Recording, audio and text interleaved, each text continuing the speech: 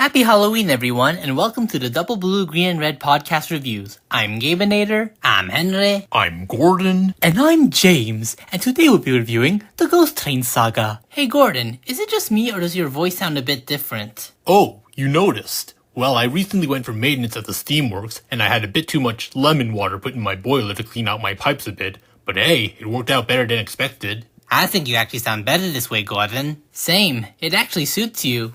And given what we're reviewing now, your new voice definitely couldn't have come at a better time. I know it's Halloween, but do we have to review something so, well, creepy? Well, the term for these stories are creepypasta, Gordon. Oh, so they're going to serve us spaghetti while we split our boiler scared, are they? Well, spaghetti and sweets do surprisingly make a good mix.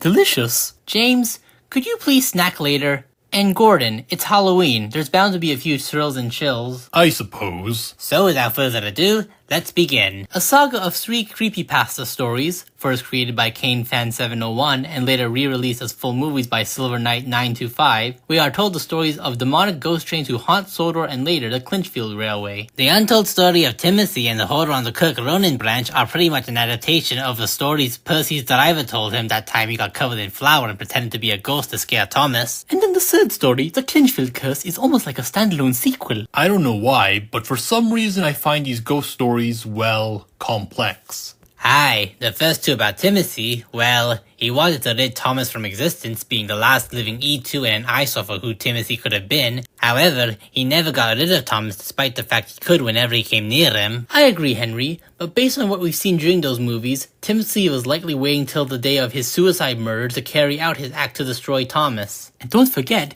it appeared that Timothy was also fighting his demon that possessed him in some of his scenes, which is probably another reason why he didn't take Thomas right away. Huh. That would explain it. But still, even though Timothy came back in the sequel, Timothy didn't end his little brother's life despite having the chance to do so. Cool. That Timothy. He probably just wants to scare Thomas to death before he actually makes him dead. Aye, but despite that ghost brother of Thomas being very complex, you have to admit his story is quite interesting. Which one? His past has led up to him becoming demonic, or his current one as a ghost that wants to end Thomas once and for all but always seems to end in a cliffhanger? Both, James. But I do understand your frustration that despite being stopped, there always seems to be a cliffhanger of Timothy returning to finish Thomas, yet it never happened even after the whole Clinchfield Curse movie. Speaking of which, the third Ghost Train movie has to be the best one in the saga in our eyes. I totally agree, Gabinator. The ghost train of that movie, Clinchfield 311, was definitely better than Timothy. Partly because she doesn't have as creepy of a voice as Timothy, Gordon? Well, yes, but also because deep down, she wasn't a complete monster fighting her inner demons like Timothy was. She was just cursed with bad luck. Indeed, while her story was quite sad and somewhat resentful, there were a lot of great and interesting moments in it. Since we're now talking about the great moments in the Ghost Train saga, here are its first top 5 best scenes. Number 5. Thomas the Ghostbuster.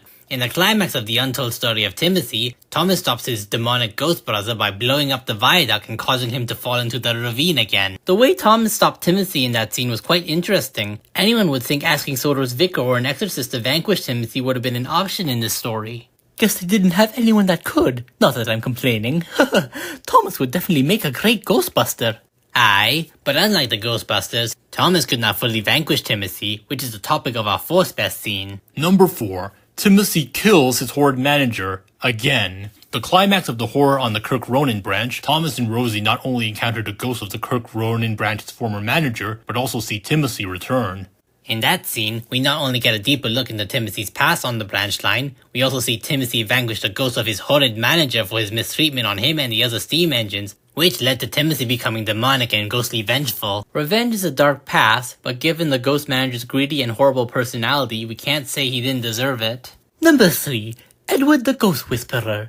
The final encounter in the second Ghost Train movie, Edward, the engines of Sodor, and the American locomotives are confronted by Clinchfield 311 who had come to take them. However, Edward, in an act of bravery and empathy, calmly confronted her face to face and asked why she called herself the demon. Something no one had ever done before, which immediately toned down her spooky demeanor. And then she related her entire story, how she was a jinxed locomotive with no one but her crew and manager that cared about her. And don't forget, after her accident falling off a bridge, the cruel president of her company did more than just left her to rest in the water. Indeed, he also destroyed any files about her, making it seem like she never existed on the Clinchfield Railway. Aye, it was very horrible and cruel.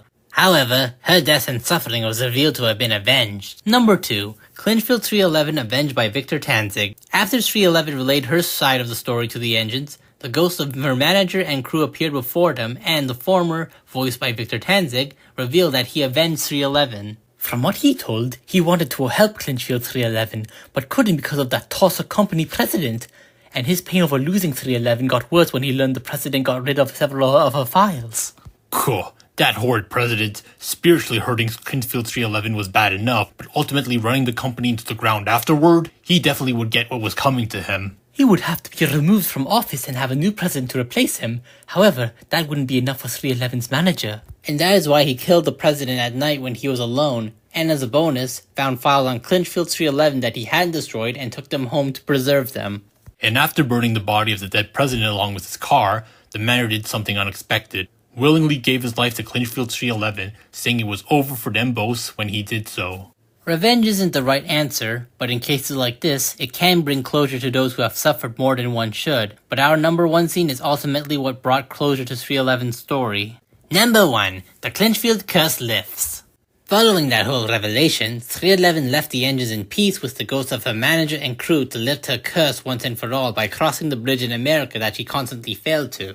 That gave both of them and the other engines closure, and as seen at the end of the movie, when the American locomotives were about to go home, 311 along with her manager and crew showed up one last time to bid farewell to, before disappearing to parts unknown and live a good afterlife. We hope you liked our review of the Ghost Train saga. If you have any moment from it that you like best, please let us know in the comments below. And if you did like it, drop us a like and a suggestion you might have for a movie or series for us to review. And that's all we've got for today. So until next time, happy Halloween and stay awesome!